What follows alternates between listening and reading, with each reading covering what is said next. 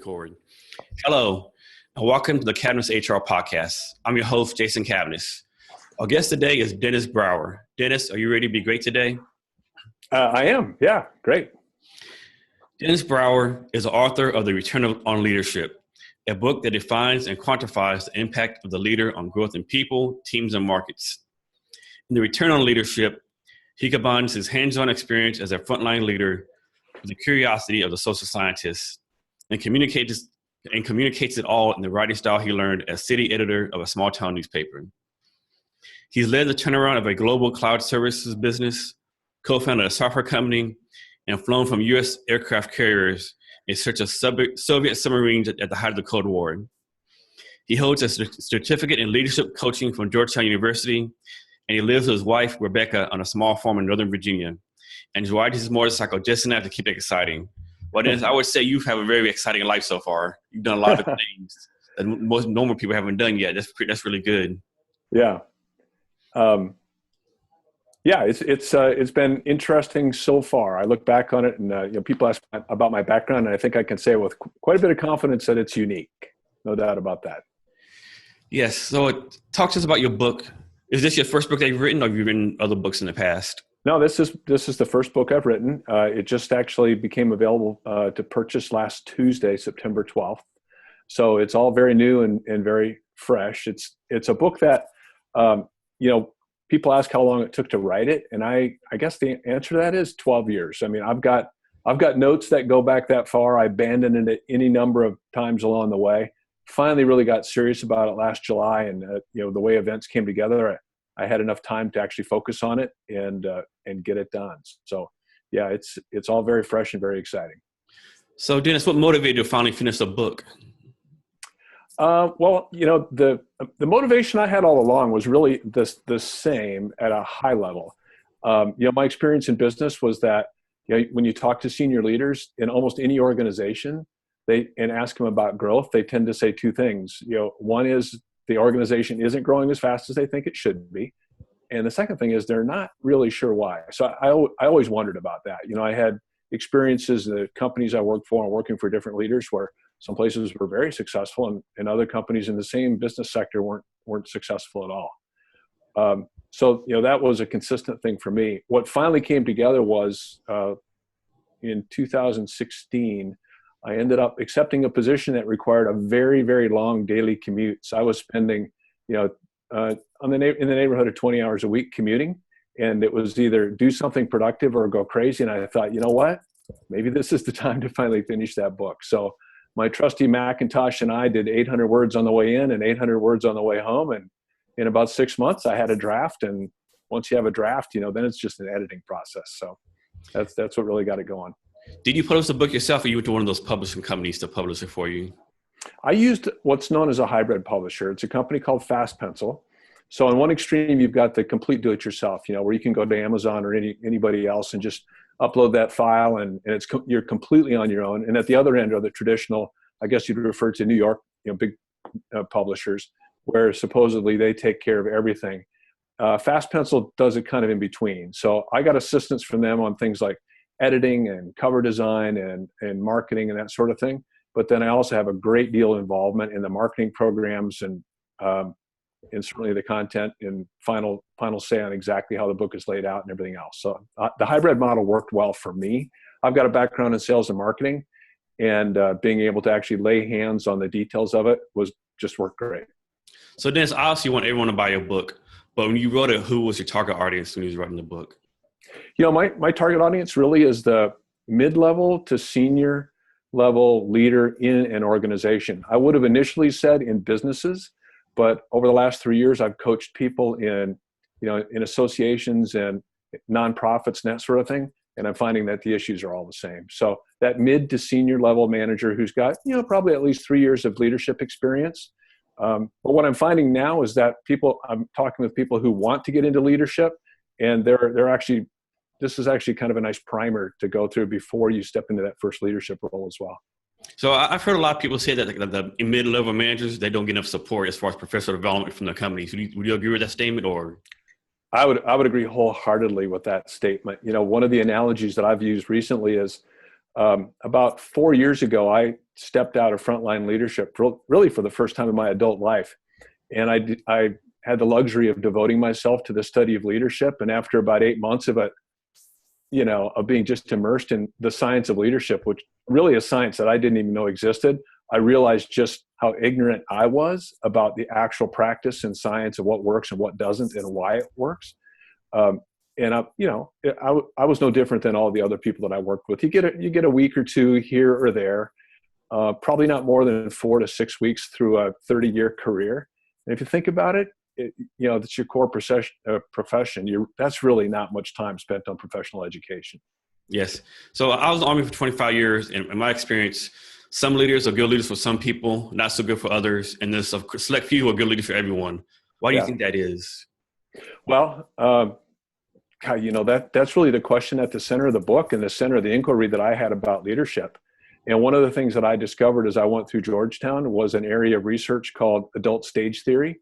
And it really explains that. There are, the theory of adult development used to be that it was purely chronological. You're a teenager, and then you become an adult, and then you become middle-aged, and then you become elderly, right? And that's just how it works. But that's really a view of your physical and mental age. And for the leader, that's only one small aspect of it. What's actually much more important is the perspective of the leader. And that's how they view the world around them and their ability to have an impact on it. So as people read the book, they'll find a really important distinction between reactive leaders and creative leaders. And reactive leaders can be successful in very detail-oriented, very short-term focused environments, right? That's just where they shine. Creative leaders tend to have longer timelines, have more inclusive approaches to their teams, and a more introspective style around making sure that their assumptions are valid, that everyone's being heard, and that you're really doing the work to grind the best ideas out of all the input that you can get. So if you find creative leaders, they tend to be successful in any kind of environment, and that's really one of the proof points in the book. I flew with a guy 30 years ago now. He was my Navy pilot. We parted company after spending 5 years together in the cockpit. He stayed in the Navy for 26 years. I went into corporate America at IBM and CompuServe and CenturyLink and companies like that. And after we got back together after 25 years, we started to compare notes, and all the challenges that we saw, all the people stuff was all the same. And we actually had an assessment done of difficult turnarounds that we had done that were important parts of our career. For me, it was a turnaround of a company called Savvis, where I ran a global business unit component of the company. And for JP Kelly, my Navy pilot, it was his turnaround of a Navy training squadron. And you think those are really, really different environments, but the principles are all the same. And when we were assessed using the Leadership Circle Profile, which is a quantitatively enabled assessment tool, we came out with virtually identical profiles. So again, both came out as creative leaders, both in highly diverse environments using exactly the same techniques, just wearing a different uniform, really. So Dennis, why do you think some companies, whether they're large, small, corporate, are better able at developing leaders than other companies are? I guess the first part of my answer to that would be, I think there's a little bit of luck involved, because we don't do a good job as a culture of evaluating leaders before they're hired on their ability to lead. We'll hire them maybe on their ability to learn or to manage, their attention to detail, things like that, but not on their ability to really motivate and to help people understand their role in achieving a vision. So I think some of it is luck. I think some of it also, probably the bigger component, the larger component, is culture. I've worked with a gentleman who today is the executive chairman of a publicly held multi-billion-dollar company that was, when he took over 15 years ago, was literally within 11 hours of bankruptcy, and they've saved it on the brink, built it back from there. But what they've done along the way is they've really cultivated this culture where there's open discussions. If you've got an issue, you bring it up. And if somebody brings something up, you listen to it, right? You try to find the truth that's in there. And it's not just a meritocracy where the best ideas rise to the top. it's really something that's built around respect for others' opinions, which means listening to them, but it also means allowing them to challenge you and and challenging those ideas as well. So that ability to really engage in that kind of active, that sort of active debate and driving it to specific action items, that component of the culture is just really, really essential. So Dennis, on another subject, what type of motorcycle do you have and how long have you been riding? Well, I had a motorcycle when I was a teenager for a couple of years and managed to survive that. I had my second motorcycle when I was a Navy lieutenant and in San Diego and managed to survive that.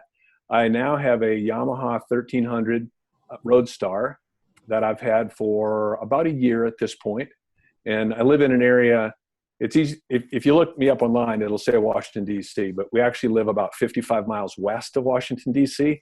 And it's rolling hills and horse country. And the Blue Ridge is 10 miles right out that window. So it's a nice place to ride motorcycle out here.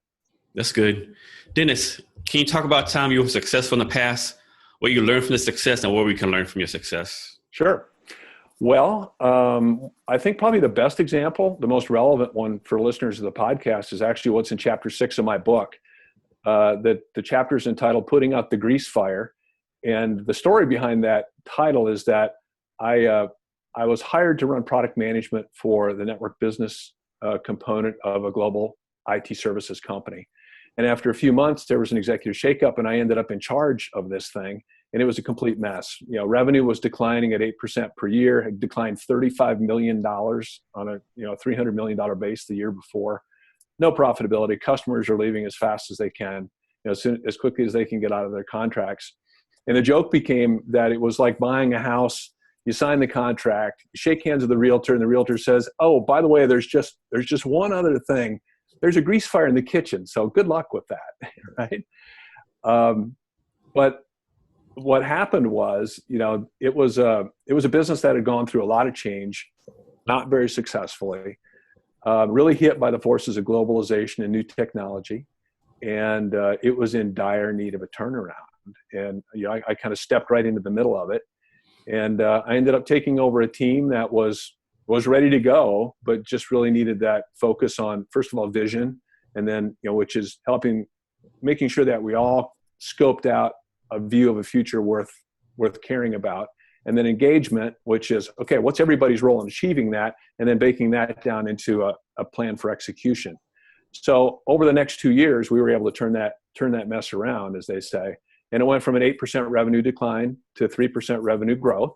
Went from dramatically unprofitable to profitable, and we began selling new services. There was a lot of work along the way, but I would say that the lessons that I got out of that were, first of all, it can be really difficult to sort of keep your cool through it all.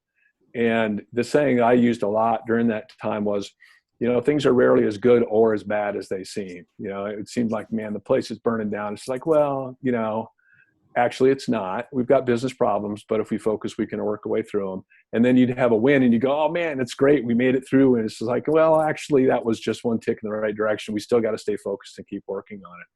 And that really goes to the bottom line message, which is over and over and over again, vision, engagement, and execution in that order. You got to define a future.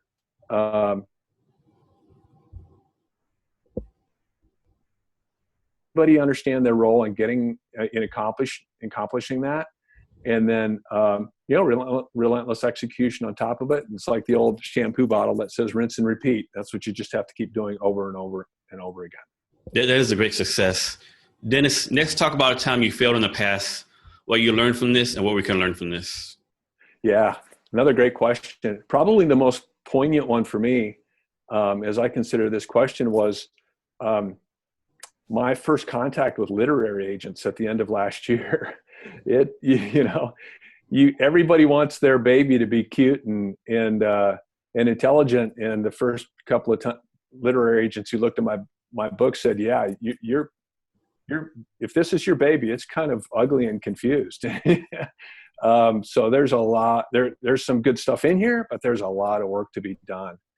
And what I really learned from that is, first of all, your version 1 product in any case is not the end product. And if you think that, you're kidding yourself, whether that's software, enterprise software, or a book that you've written. But then the second thing is that you've really got to set your pride and your easily bruised ego aside and really listen to the feedback, because the feedback that I got from those agents, those guys who've been in the business and making a living in the business for a long time, really drove the ability of me to finish the book. I mean, I completely retargeted my book. I threw out about 40% of it because it was confusing, and changed the emphasis and laid the narrative out differently. So, the lesson there was to as painful as it was, to listen to that feedback, and not just listen to it, but really embrace it. Really look for the truth in it and find ways to use it as a building block to leverage forward. And, I've seen that happen time and time again. And that, as I said, is a particularly poignant one. It was a work that was only credited to me, so I had to accept every bit of responsibility for the parts that were good and weren't so. That's good. You open to the feedback. Most people, though, they don't want to take the feedback, That's just very good on your part. Yep. So Dennis, you talked about this a little bit already, but expand on how you add value and help to solve problems. That's an interesting challenge, right? Because a lot of times what you encounter is you interview people. I ran a sales force of about 35 people recently, 6 months ago. A lot of people, when you ask them, what do you like to do and how do you add value? They'll say, well, I like to solve problems.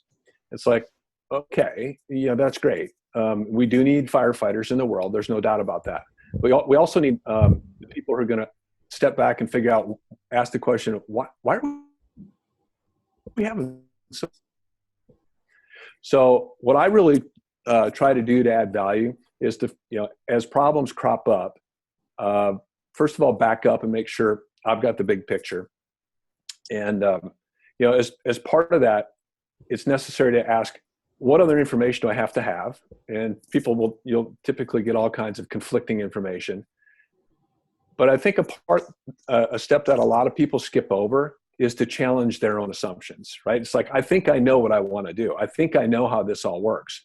But to really ask the question of, do I actually know that? I think it was Mark Twain or a similar philosopher who said, it's not what you know or what you don't know that matters. It's what you think you know that isn't so. And there's so many times there have been assumptions or things that have been repeated, like the old game of post office, and they sort of harden into fact and get passed around, and they affect decision making. A lot of times it's limiting behaviors. We can't do that because we tried it. That will never work because we can't afford it. And in many cases, those assumptions aren't true. And what I really try to do is to drag those assumptions out and challenge those assumptions. Ultimately, what I like to do to be able to add value is, again, to get people to focus less on today's problems and more on, where are we trying to take this place? What are we really here to do? What does that future look like? And it's, for companies that are really, really deep into problem solving, that's a very wrenching conversion to make, because there's sort of this natural gravity around problem solving. It's rewarding. You get the adrenaline hit when you're working with it. You get the serotonin rush when you're done with it, the runner's high. And to pull people out of that day to day and get them to look even for an hour at, hey, what's this place going to be like in 3 years? What do you want it to be like? Who are our customers going to be, and how are we going to serve them?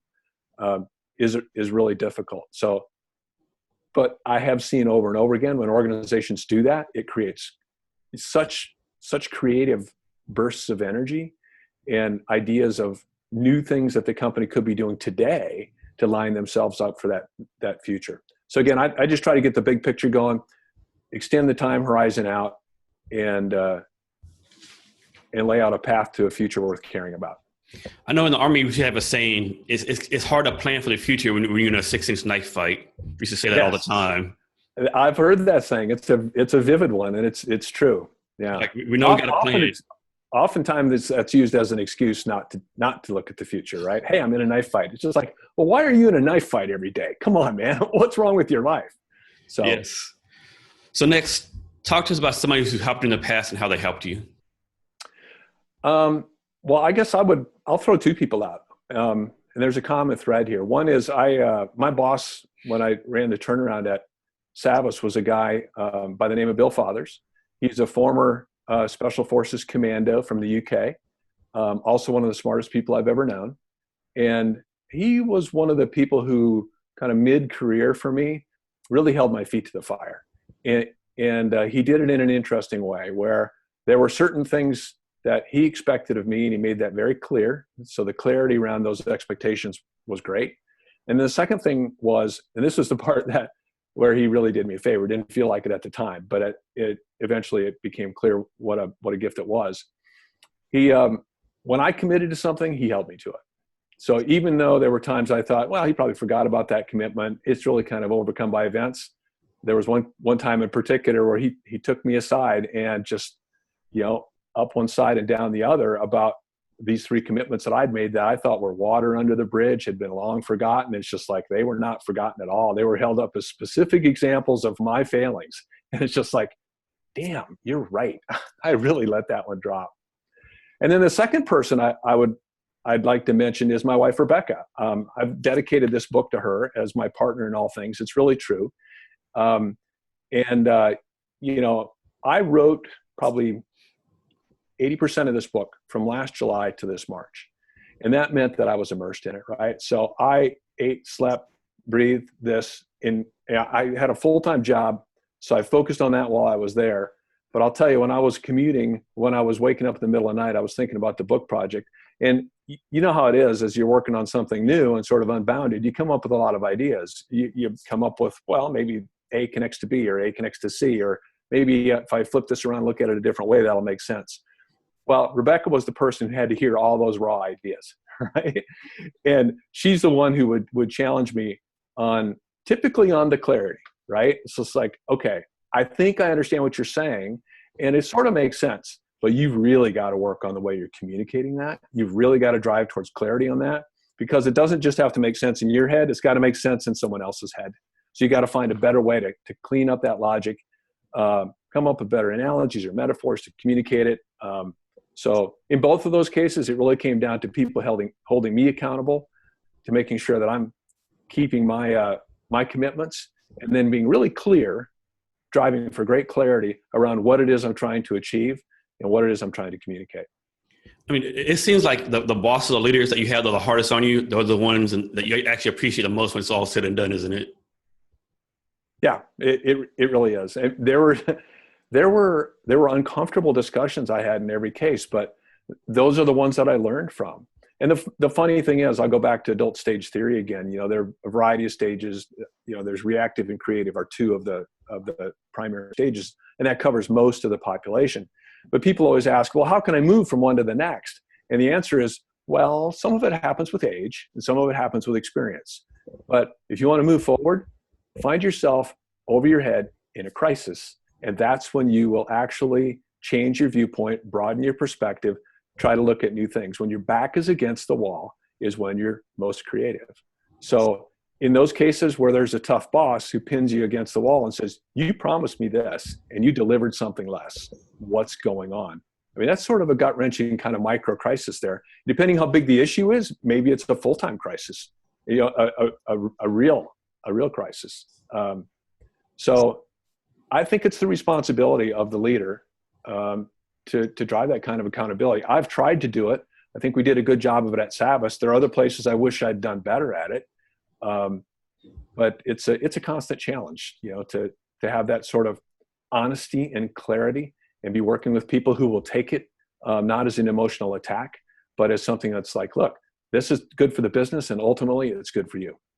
I think there's a saying that says something like, if you're in an uncomfortable situation, that means you're growing, and you should be glad you're in an uncomfortable situation, because you're actually getting better. That has certainly been my experience, yeah.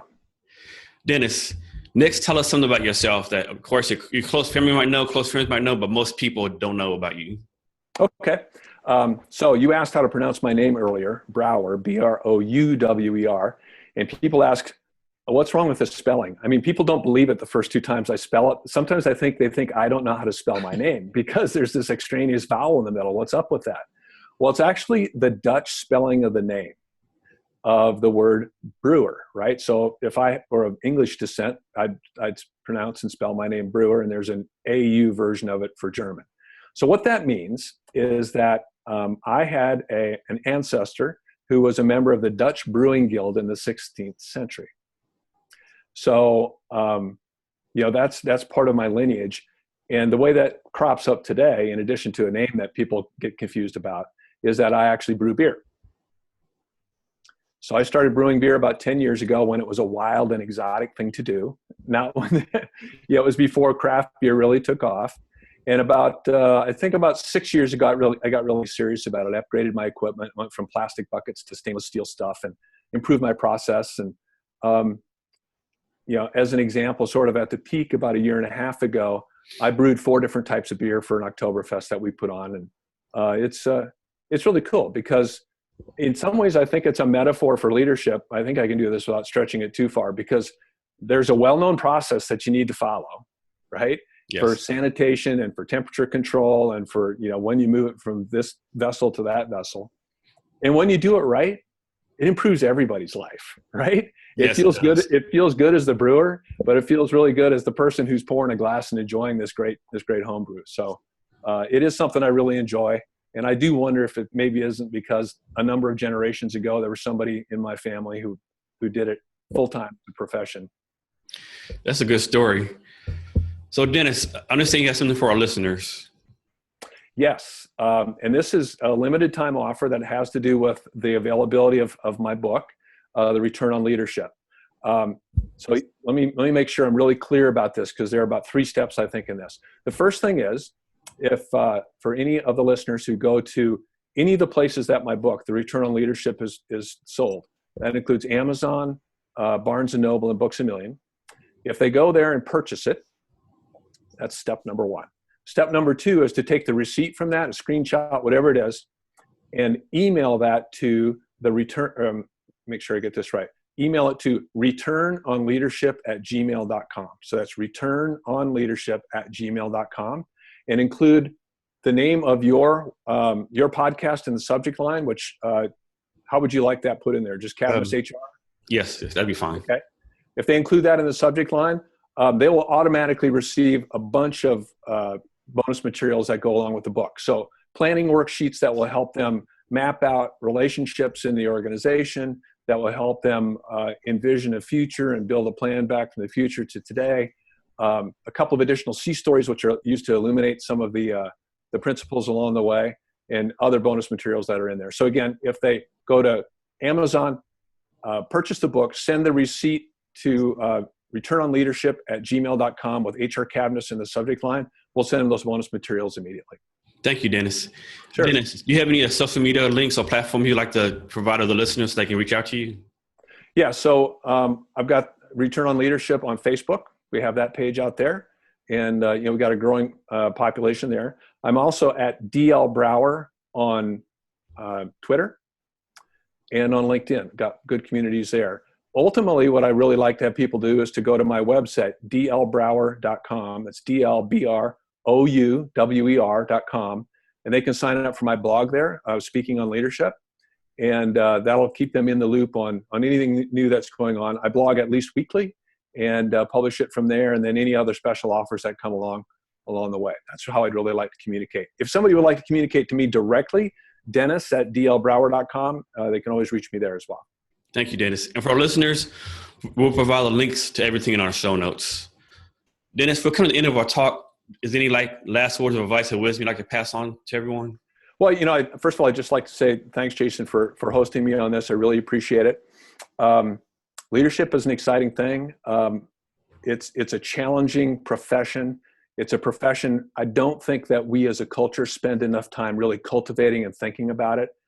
My focus on this book has been all along to challenge this assumption that leadership is this unquantifiable, optional soft skill, and help people see that it's a required, measurable, hard skill.